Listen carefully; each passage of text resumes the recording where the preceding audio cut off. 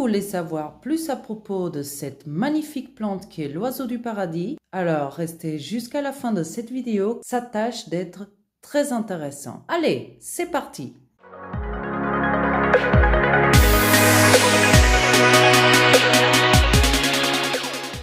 Hola, soyez bienvenus sur ma chaîne. Si vous ne me connaissez pas encore, je m'appelle Sandrina.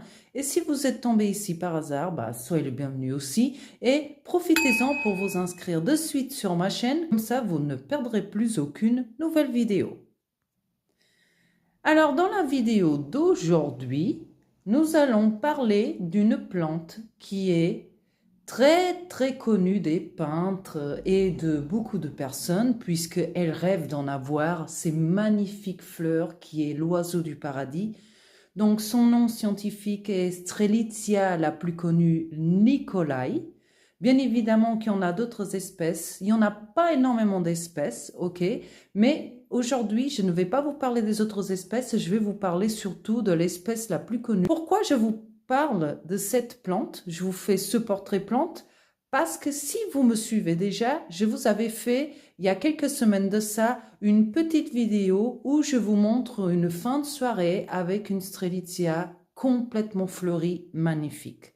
Alors, pour vous expliquer, cette Strelitzia se retrouve dans le jardin de ma maman qui habite au Portugal, oui, parce que je suis moi-même originaire du Portugal, et du coup, en lui rendant visite, j'ai aperçu son oiseau du paradis complètement fleuri. Alors, il faut savoir que le Portugal, il est au sud de l'Europe. Moi, maintenant, j'habite dans le nord de la France, donc qui est un petit peu plus au nord. Il faut savoir que ce n'est pas du tout le même climat que j'ai, moi, chez moi, par rapport au Portugal où ma maman habite, ok? Là-bas, au mois de mars-avril, c'est très usuel de voir des oiseaux du paradis un peu partout dans les jardins privés, même publics, mais surtout privés.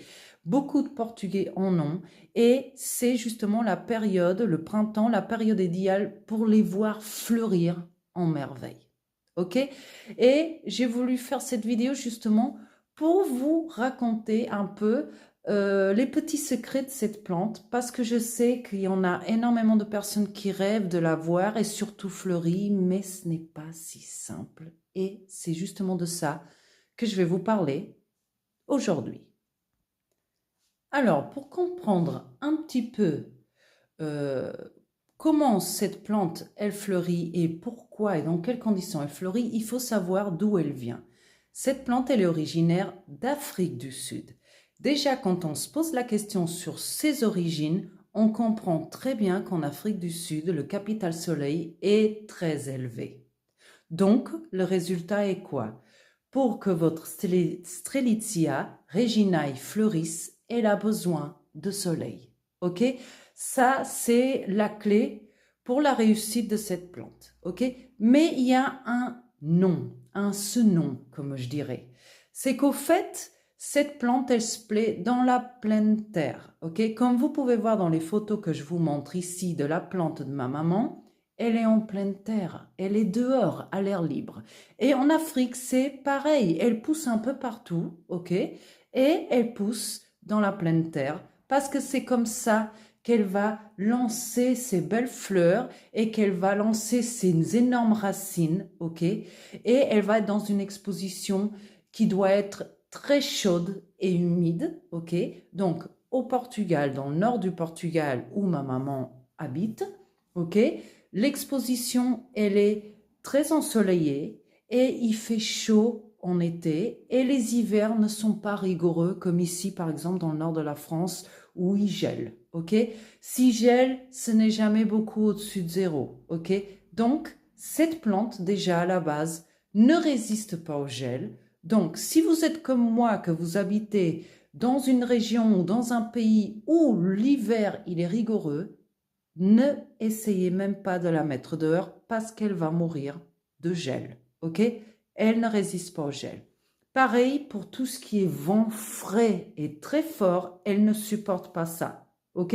Donc, si vous êtes dans une région très venteuse, vous pouvez aimer qu'il fait clément l'hiver et l'été. Bien sûr que je vous dis tout de suite, mettez-la en pleine terre parce que c'est là qu'elle va se plaire. mais au moins protégez-la des vents forts. Okay. Qui a décidé d'acheter un petit spécimen comme celui-là, vous voyez?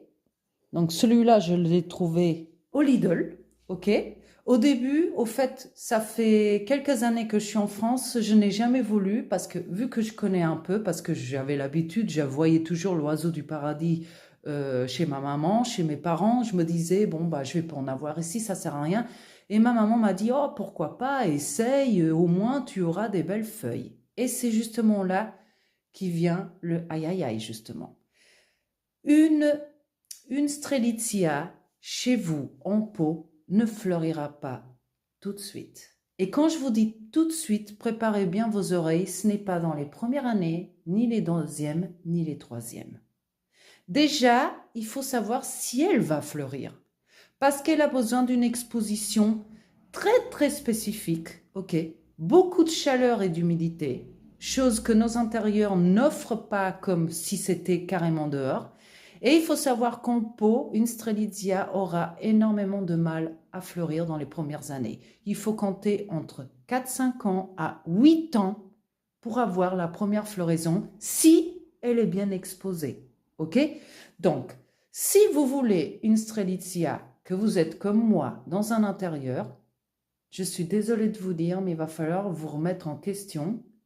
Déjà, moi j'ai acheté celle-là parce que comme vous savez, je suis en exposition sud. Ok, j'ai une fenêtre qui donne vers le sud. Ça veut dire que j'ai un capital soleil conséquent pour cette plante. Mais imaginons que j'aurais que plein nord. Est-ce que je l'aurais acheté? Franchement, non. Cette plante, elle a besoin de pas mal de soleil direct, oui, direct.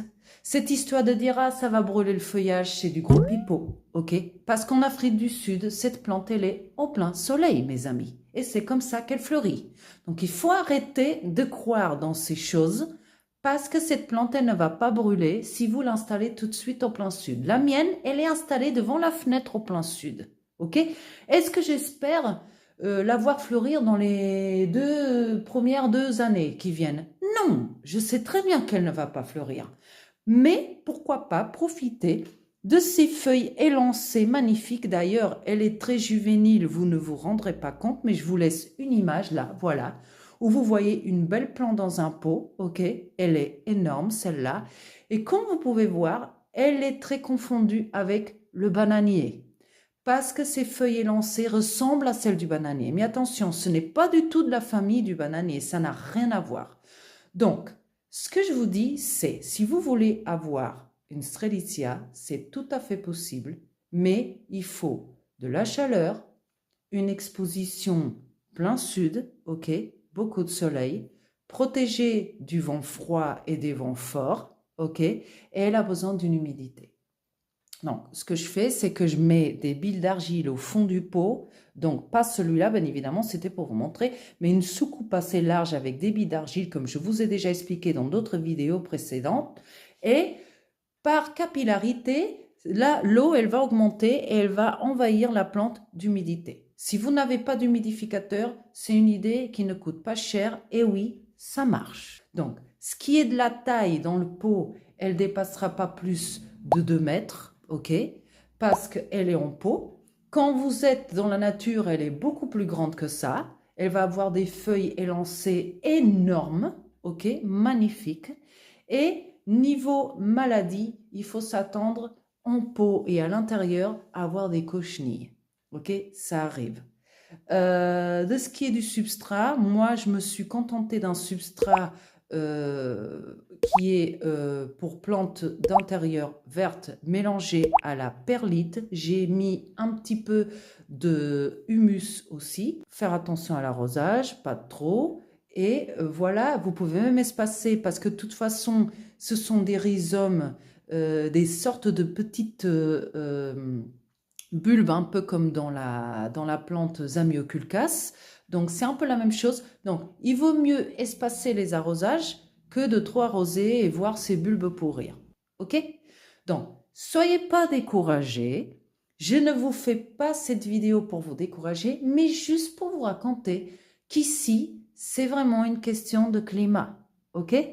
le Portugal par exemple, l'Espagne, l'Italie, les pays tropicaux, tout ça, vous pouvez la laisser carrément dehors, il n'y a aucun problème en pleine terre. Mais si vous êtes comme moi, dans le nord de la France, si vous êtes plus au nord encore en Allemagne, dans les pays nordiques, je suis désolée de vous dire, mais vous ne pourrez pas la mettre dehors. Oui, avec le pot, par les beaux temps, mais c'est tout. En hiver, il va falloir la rentrer, sinon vous risquez de perdre votre plante. Voilà. J'espère que cette petite vidéo de plante portrait vous a plu et profitez-en pour vous inscrire sur ma chaîne, je vais faire d'autres vidéos. Je vous dis à très bientôt et bye!